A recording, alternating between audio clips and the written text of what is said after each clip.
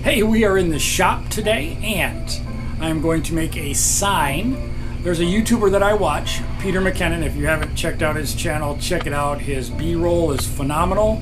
His videos are off the charts. His tutorials on how to do things with the editing software are just phenomenal. But he always starts off all of his videos with, "What's up, everybody?" And nobody can get it right. Everybody tries to get it right. But I thought, hey, I can put it on a board and I could send it to him. He's got a new office, I know, in Canada. I could, if he reaches out, I'll send it free of charge and I get to play around with my router again. So let's see what we can do with this sign. Try something a little different on the outside, but let's give this a try. Talk to you in a few. Okay, I've set up the letters, interlocked them all together. That P is a two-piece cut. Now just trying to figure out the layout on the board. I want to keep those knots that are by my fingers in the board. I've drawn a line across the top. I'm going to line the top of the letters up with that line and then kind of center it between those two knots. And here now we're going to tape it down. I prefer to use the tape. I don't have enough room to tape on the top because I am closer to the edge. I'll be trimming off that edge at the top. But holding it down on three sides should work. I like the idea of these interlocking. I could tape them down separately and make an arch sign. So let's go ahead and cut these out.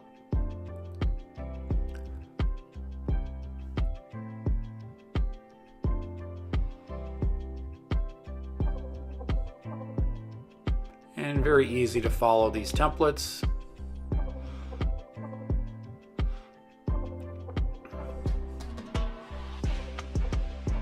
When I take it off, it's just you're looking at the letter to make sure which letter is next, so you can make sure you know which way you should be taking the router. And you become familiar with it after a while. And the last cut on the first part of the P. That's good. I'm going to do the P, the second cut on the P. I'm just going to remove the tape here and swap out that second template. These snap together rather well, very secure. And I'm just going to tape it back down. It's only one little small pass. The tape that I had on there should hold. I've seen people use double stick tape to hold these templates down. But it seems pretty hard to get back up and I don't want to break the plastic. So I'll continue to use the blue tape until I see it doesn't work in some other situation. But right now it's been working well. Let's make this cut.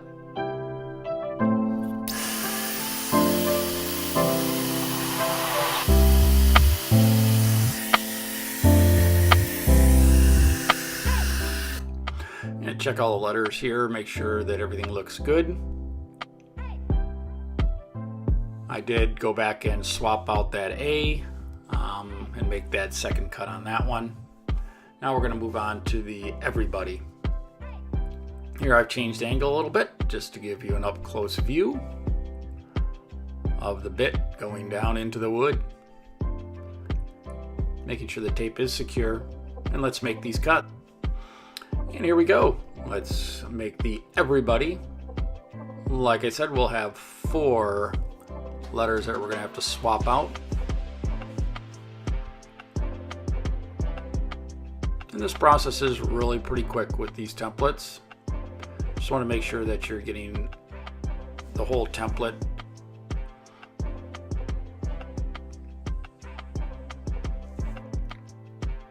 Going back and cleaning up a couple of them. And everything looks really good. We're going to swap out those templates we talked about to make the second cuts on some of the letters.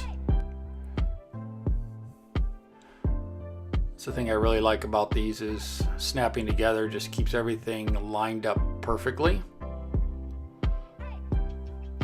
Makes this whole process go pretty well.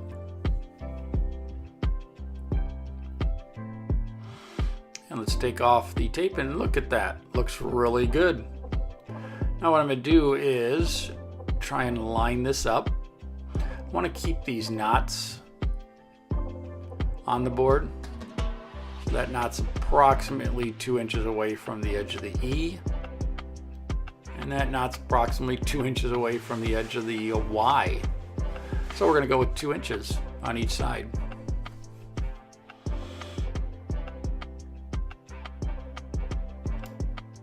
We're going to mark this with the square.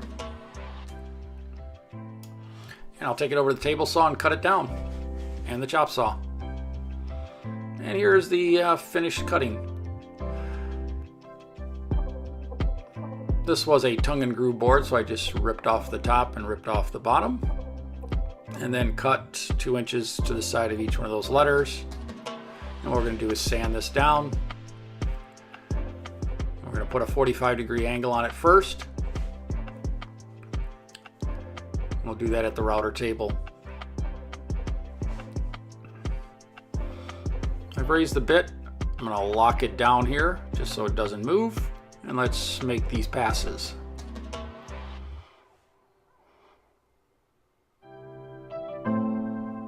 I sped this up, but I usually slow down right around the corner just to make sure we don't get any big tear out. And that looks really good.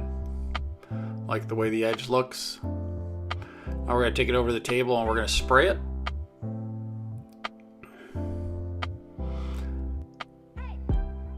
You just want to make sure you do it from a couple different angles to make sure you get all the sides of the wood that was carved out by the router bit. And once this dries, we're going to sand it down with the orbital sander.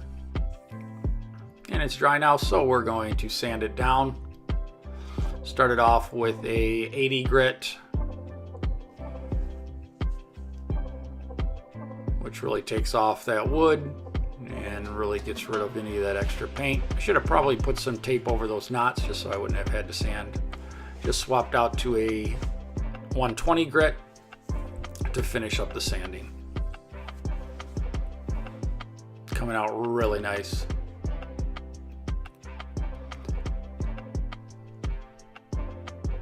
Really like the way those knots stand out.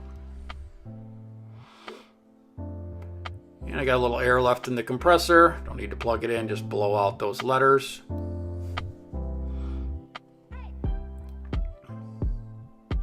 Really turned out nice. Now we're going to put some keyholes on the back so we can hang this thing on the wall. The keyhole jig that I made. On the inside you can't see the lines, but basically line it up with the edge of the board. Clamp it down. Put the little trim router with the keyhole bit in there and just follow the jig that I made.